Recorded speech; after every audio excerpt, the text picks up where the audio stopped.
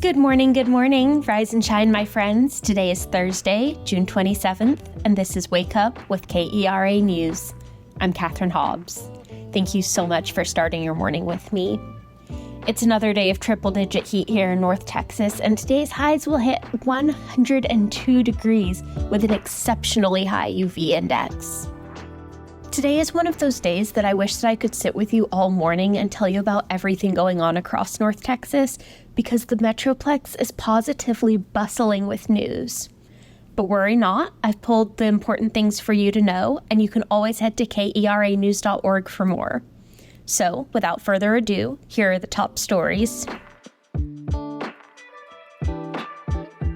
Last year alone, there were 48,000 missing persons reports filed in Texas.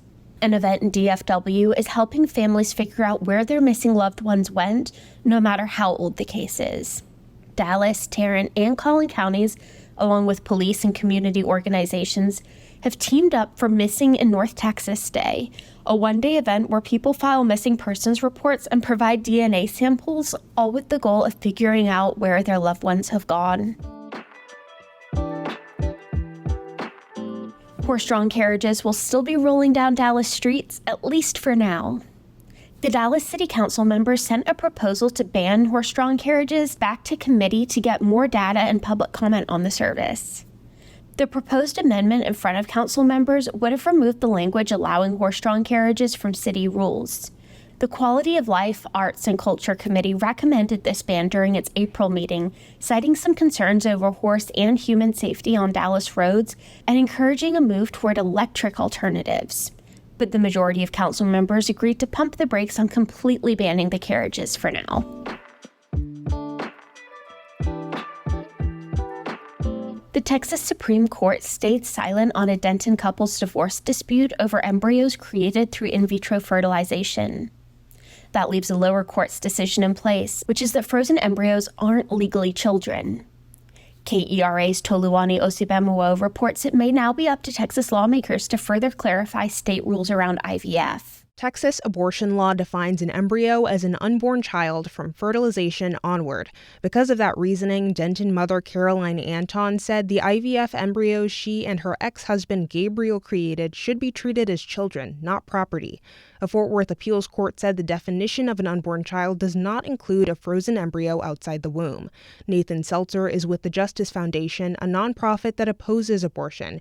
He says the decision shows a disconnect between the rights given to embryos in the courts versus the law. It's inconsistent for Texas law to treat a child outside the womb differently from a child inside the womb who's effectively the same age. Fertility centers in Alabama temporarily stopped offering IVF services after their state Supreme Court ruled embryos are people and that someone who destroys them could be liable for a wrongful death. But Alabama lawmakers quickly moved to protect clinics from criminal and civil penalties.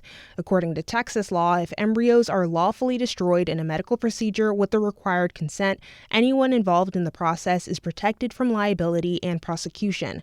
Seltzer says that means IVF access was never at risk in Texas, as some feared in Alabama.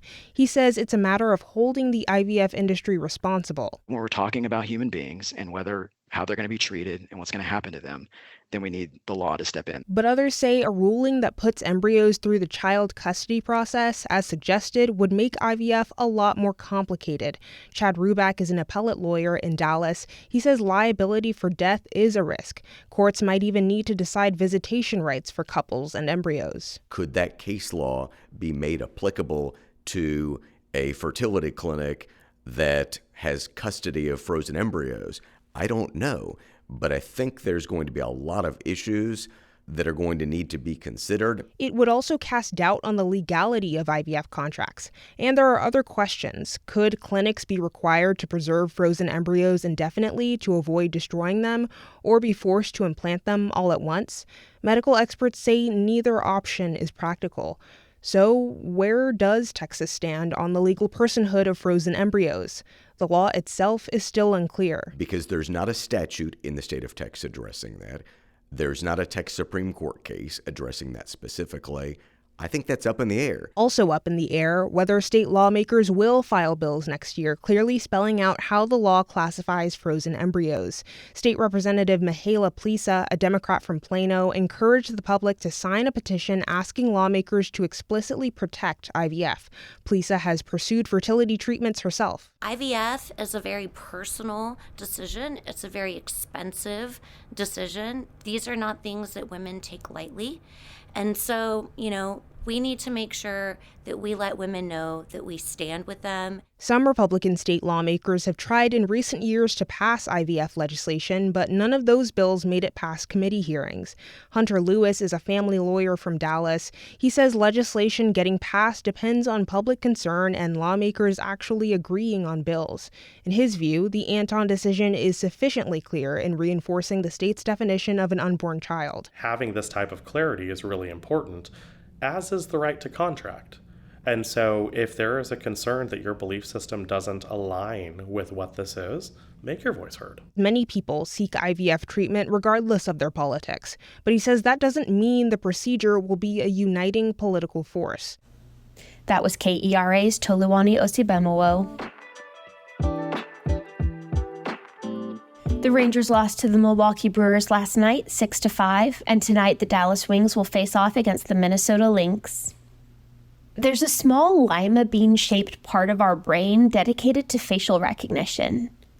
It also helps you recognize the faces of friends, an actor you've seen in another show but can't quite place, and even pick out face-like shapes in inanimate objects.